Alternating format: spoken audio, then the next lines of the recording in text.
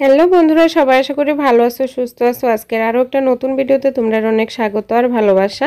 তো আজকের ভিডিওটা ছিল 26শে জানুয়ারিরও আরও আগের ভিডিও, আর আমি আপলোড করতে অনেকটা দেরি করছি, তার লাগে সরি।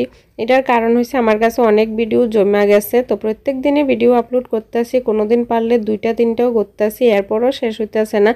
রেগুলার ভিডিও করতেছি আর এটি দিয়ে শেষ করতে পারতেছি না। তো কিছু করার নাই, একটা একটা করে দিতেছি। তো এটা যেহেতু অনেক আগের ভিডিও, অনেক পরে আপলোড করতেছি, তার লাগে প্রথমেই সরি কইতাছি। তো এই ভিডিওটা ছিল ধরো 24-25 তারিখের দিকের। তো সনর স্কুলে 26শে জানুয়ারি রিপাবলিক ডেতে প্রত্যেক বছরই প্রোগ্রাম হয়, তো এই বছরও হইতাছে। আর সনরে রাধা সাজার কথা কইছে, তো রাধা তো হাতে করে মটকি লইয়া হাঁটবো, তো এর লেগে একটা মটকি বানাইতে হইব।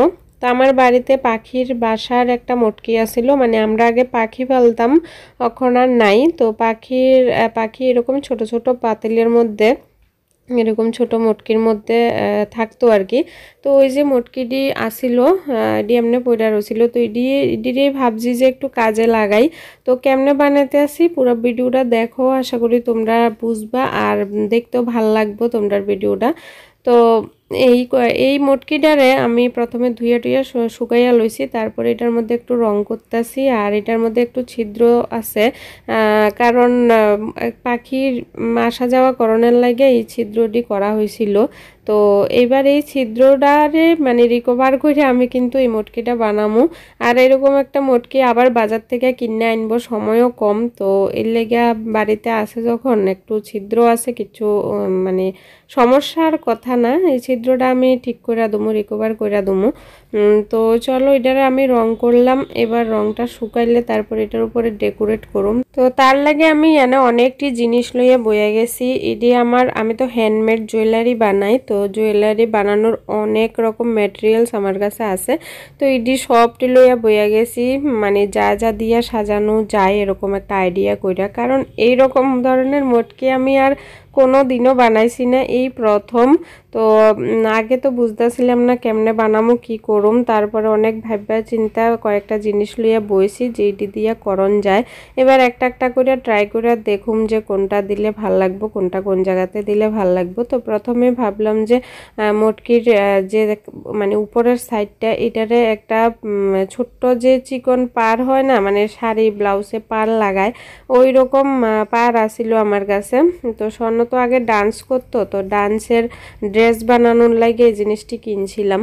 তো এটা দিয়ে আমি কলসির যে কাঁসাটা, মানে মটকির যে কাঁসাটা আর কি, ওইটারে আমি এরকম করে আঠা দিয়ে আটকাইয়া দিছি, দেখতে পাইতেছো। তারপরে বাট তোমরা চিনো অবশ্যই, কান খোঁচানোর যে বাট হয়, কিনতে পাওয়া যায় বাজারে, তো ওই বাটটিও আসিল। তো এটিরে আমি দুই সাইডে কাটটা লইছি, যে সাইডে কটন লাগানো আছে আর কি, মাঝখানের প্লাস্টিকের পাইপটা মানে কাটটা ফালাইয়া দিছি। তারপরে এরকম করে কাটটা আঠা দিয়ে হাড়িটার চারিদিক দিয়ে লাগাইয়া দিছি। তারপরে এবার আছে পমপম লেস, তো পমপম লেস দিয়া এইভাবে দেখো কেমনে লাগাইতে আসি, একটার পরে একটা করে এরকম ডিজাইন করে লাগাইছি। তারপরে এবার মাথায় এলো যে কয়েকটা মানে কাপড়ের ফুল আসিল আমার কাছে, গ্রিন কালার আর ইয়েলো কালারের বেশি আসিল। তো ইডি দিয়া আমি এই জায়গাটা মানে ফুলটি লাগাইয়া আঠা দিয়া কাবার করিয়া দিছি। আর যে ছিদ্রটা আসিল মটকির মধ্যে, ওই ছিদ্রটার মধ্যে একটা ভিতর দিয়া পেপার লাগাইয়া আঠা দিয়া তারপরে কালার করিয়া দিছি।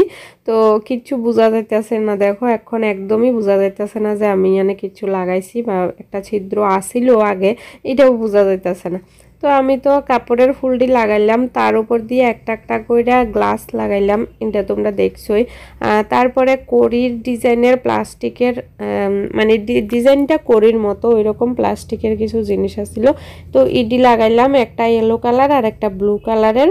তারপরে এবার অনেকক্ষণ ভাবলাম যে এবার কি করা যায় কি করা যায়, তারপরে মাথায় এই বুদ্ধিটা আইলো যে মাঝে মাঝে একটা একটা করে এরকম করে, মানে ওই যে কান কোচানোর যে বাটটি আছে ওই বাটটি এইভাবে ডিজাইন করে লাগাই দিই, তাইলে দেখতে সুন্দর লাগবো।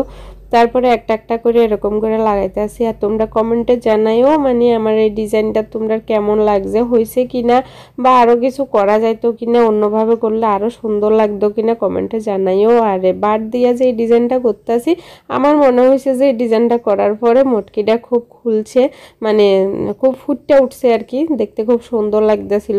তোমরা কেমন লাগছে তোমরা জানাইও। আমার বিশেষ করে আমার মানে আমি তো আগে কোনোদিন করছি না, তো নতুন করে করণের পরে আমার কাছে ভালোই লাগতেছিল।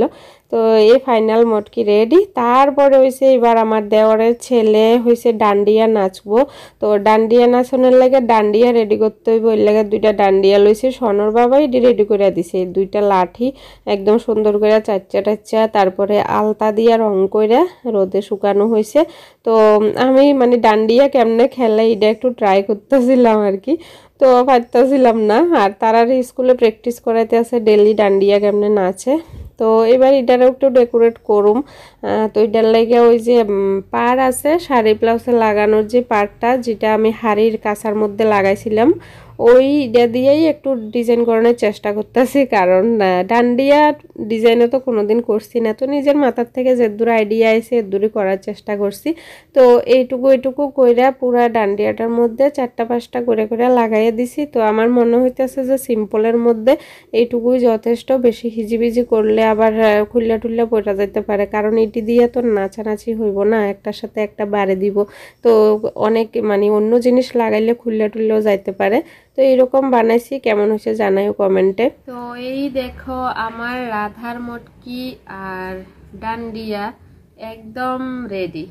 তো কেমন হয়েছে কমেন্টে জানাইও।